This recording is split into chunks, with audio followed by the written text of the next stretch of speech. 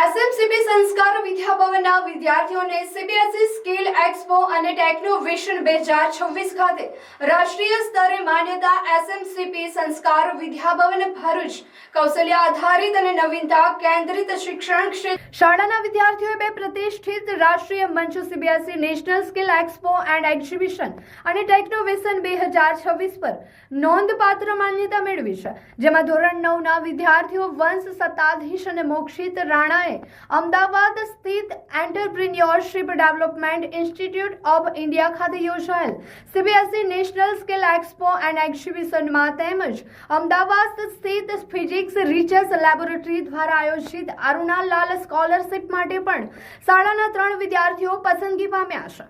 શાળાએ રાષ્ટ્રીય સ્તરે નોંધપાત્ર સિદ્ધિ પ્રાપ્ત કરી છે. મહત્વપૂર્ણ સિદ્ધિને ધ્યાને રાખી શાળા ખાતે એક પત્રકાર પરિષદનું આયોજન કરવામાં આવ્યું હતું, જેમાં વિદ્યાર્થીઓની નવીન પ્રોજેક્ટ અને ભવિષ્યની શૈક્ષણિક પહેલ અંગે માહિતી પૂરી પાડવામાં આવી હતી, જેમાં જણાવ્યું હતું કે તેમનો નવીન પ્રોજેક્ટ હસવાની કલ્મિનેશન ઇવેન્ટ માટે પસંદ થયો હતો અને તે રાષ્ટ્રીય સ્તરે પ્રદર્શન માટે પસંદ થયેલો ગુજરાતનો એકમાત્ર પ્રોજેક્ટ રહ્યો. દેશભરમાં પ્રદર્શિત થયેલા 700 કરતાં વધુ પ્રોજેક્ટમાંથી માત્ર 15 પ્રદેશોના 52 પ્રોજેક્ટને જ રાષ્ટ્રીય સ્તરે રજૂઆત કરવા માટે પસંદ કરવામાં આવ્યા છે. આ સિદ્ધિને વધુ મજબૂત બનાવતા વિદ્યાર્થીઓને ટેકનોવેશન 2026 માટે વિશેષ પ્રવેશ મળ્યો છે. આણંદ જિલ્લાના વલ્લભ વિદ્યાનગર ખાતે સ્થિત સરદાર પટેલ યુનિવર્સિટીના ઇલેક્ટ્રોનિક્સ વિભાગ દ્વારા આયોજિત પ્રતિષ્ઠિત કૌશલ્ય પ્રદર્શન છે. આ એક્સપોમાં લગભગ 25 એન્જિનિયરિંગ અને સાયન્સ કોલેજોએ ભાગ લીધો હતો, જેમાં એસએમસીબી સંસ્કાર વિદ્યાભવન એકમાત્ર શાળા તરીકે ભાગ લેનારી સંસ્થા રહી. ટેકનોવેશન 2026 દરમિયાન વિદ્યાર્થીઓ માત્ર પોતાની વયગટના સાથીઓ સાથે જ સ્પર્ધા કરતા નહોતા, પરંતુ યુનિવર્સિટી સ્તરના વિદ્યાર્થીઓ સાથે મૂલ્યાંકન માટે રજૂ થયા, જે તેમને ઉચ્ચ શિક્ષણ અને અનામત શૈક્ષણિક મંચ પર દુર્લભ અનુભવ અને માન્યતા પ્રાપ્ત કરાવી. તેમનો પ્રોજેક્ટ હસ્તવાણીને નવીનતા, સામાજિક ઉપયોગિતા અને વ્યવહારિક લાગુ પડતાપણું માટે પણ વિશેષ પ્રશંસા મળી છે.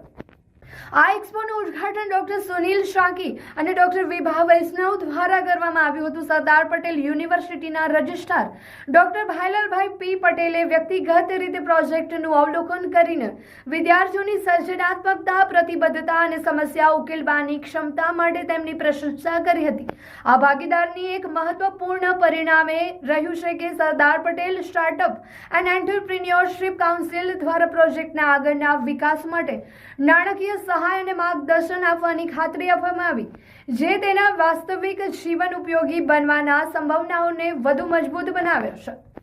આ પ્રોજેક્ટનું નિર્માણ દેવાંશ્રી ઠાકોર અને અમર પિલ્લેના નિષ્ણાત માર્ગદર્શન હેઠળ કરવામાં આવ્યું હતું, જેમના માર્ગદર્શનને વિદ્યાર્થીઓની નવીન વિચારશક્તિને દિશા આપવામાં મહત્વપૂર્ણ ભૂમિકા ભજવી. આ સિદ્ધિઓ એસએમસીબી સંસ્કાર વિદ્યાભવનની ભવિષ્યમુખી શિક્ષણ અને કૌશલ્ય વિકાસ અને નવીનતા આધારિત અભ્યાસક્રમ પ્રત્યેની અડગ પ્રતિબદ્ધતાને પુનઃસ્થાપિત કરે છે, જે સીબીએસઈના આત્મવિશ્વાસી, કુશળ અને સામાજિક રીતે જવાબદાર વિદ્યાર્થીઓ ઘડવાના દૃષ્ટિકોણ સાથે સુસંગત છે.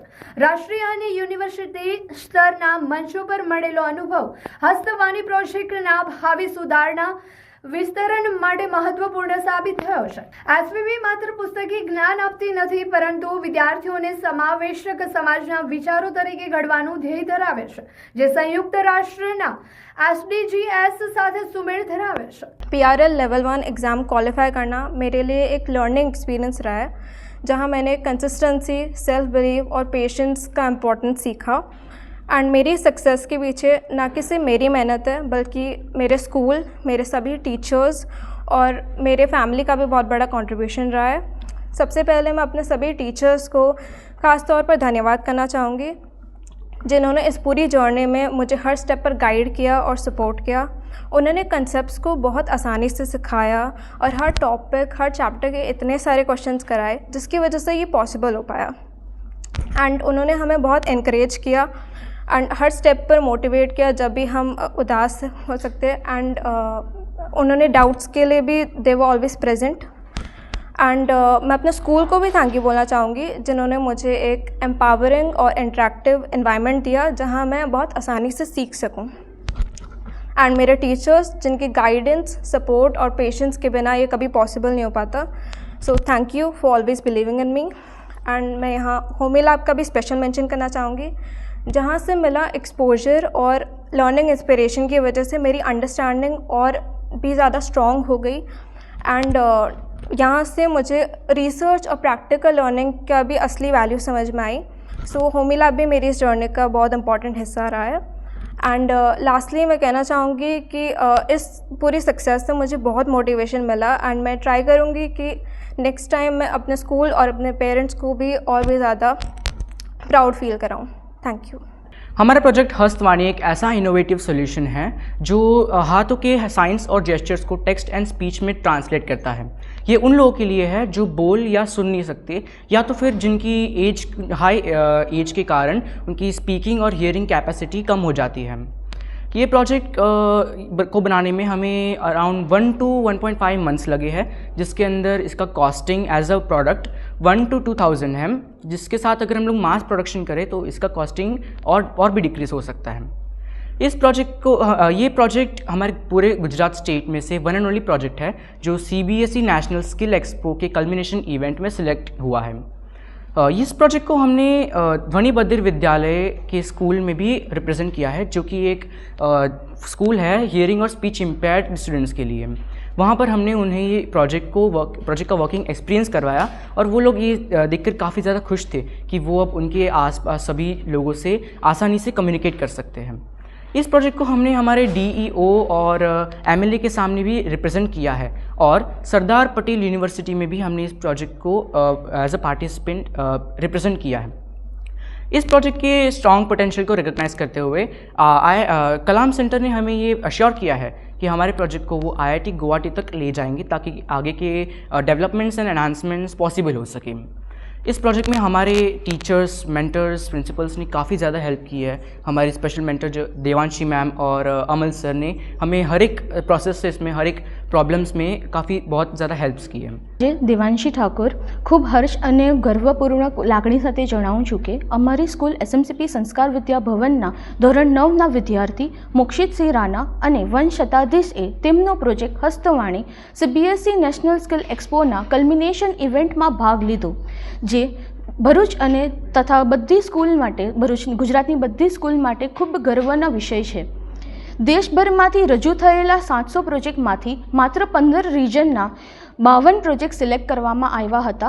તેમાંથી હસ્તવાણી એકલો પ્રોજેક્ટ ગુજરાતને રિપ્રેઝેન્ટ કરતો હતો, જે પ્રોજેક્ટ આજે entrepreneurship development institute of India જે કે IEDII અમદાવાદ ખાતે યોજિત કરવામાં આવેલો હતો। આ ઉપરાંત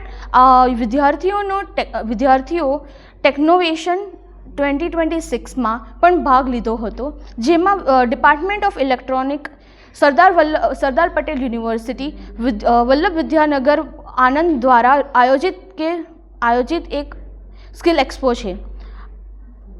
આ સમયે સરદાર વલ્લભભાઈ પટેલના રજિસ્ટ્રાર ડૉક્ટર ભાઈલાલ પટેલે આ પ્રોજેક્ટનો મુલાકાત લઈ વિદ્યાર્થીઓના વિચારો, ક્રિએટિવિટી અને પ્રોબ્લેમ સોલ્વિંગ સ્કિલને પ્રશંસા આપી। સરદાર પટેલ સ્ટાર્ટઅપ અને એન્ટરપ્રેન્યોરશિપ કાઉન્સિલ તરફથી પ્રોજેક્ટને આગળ વધારવા માટે માર્ગદર્શન અને ફંડિંગ સપોર્ટ પણ આપવામાં આવશે એવી અમને ખાતરી આપવામાં આવી છે। હોમી લેબ અને સ્કૂલ દ્વારા આ માર્ગદર્શન અને સહયોગ આપવામાં આવ્યો છે। આજે અમે સૌ મળીને આ વિદ્યાર્થીઓને મોટિવેટ અને પ્રશંસા માટે गिफ्ट આપવામાં આવ્યો છે। मैट्रिक्स एकेडमी लेके आ रहा है सबसे बड़ा टैलेंट हंट एग्जाम एमसेट। तो आइए मिलते हैं DC सर से, जो हमें ये टेस्ट के बारे में ब्रीफ करेंगे। ये जो टेस्ट है एमसेट जो है ये 6 to 12th स्टैंडर्ड के स्टूडेंट्स के लिए है और इसमें बच्चों को मोटिवेट रखने के लिए कैश रिवॉर्ड्स भी हैं up to 2 lakh plus. And इसमें जो फर्स्ट प्राइज़ है दैट इज़ 11,000, सेकेंड प्राइज़ जो है वो 5,100 का है and third that is 3,100 and so on. हर क्लास के हम टोटल 20 स्टूडेंट्स को सेलेक्ट करेंगे और 20 स्टूडेंट्स को कैश रिवॉर्ड्स रहेंगे और उसके बाद फिर एक्स्ट्रा जो भी गिफ्ट्स हैं वो रहेंगे। तो टोटल 151 विनर्स जो हैं वो हम रखने वाले हैं इसमें। टेस्ट के सिलेबस में स्टूडेंट्स को तो थोड़ा कन्फ्यूजन रहता है, तो मैं बता देता हूँ। टेस्ट में जिस ईयर में वो हैं, जैसे कोई स्टूडेंट अगर 7th क्लास में है तो उसका 7th का साइंस और मैथ्स आएगा, साथ में मेंटल एबिलिटी के क्वेश्चंस रहेंगे थोड़े से। और जो स्टूडेंट 11th और 12th साइंस में है उनका PCM एंड PCB रहेगा अकॉर्डिंगली। ये एग्जाम 2 फेज में है। 21 दिसंबर 2025 को फर्स्ट फेज और 18 जनवरी 2026 को सेकेंड फेज है। रिजल्ट डिक्लेरेशन ऑन 25 जनवरी 2026। तो अभी रजिस्ट्रेशन करें नीचे दिए गए नंबर पर और विजिट करें मैट्रिक्स एकेडमी।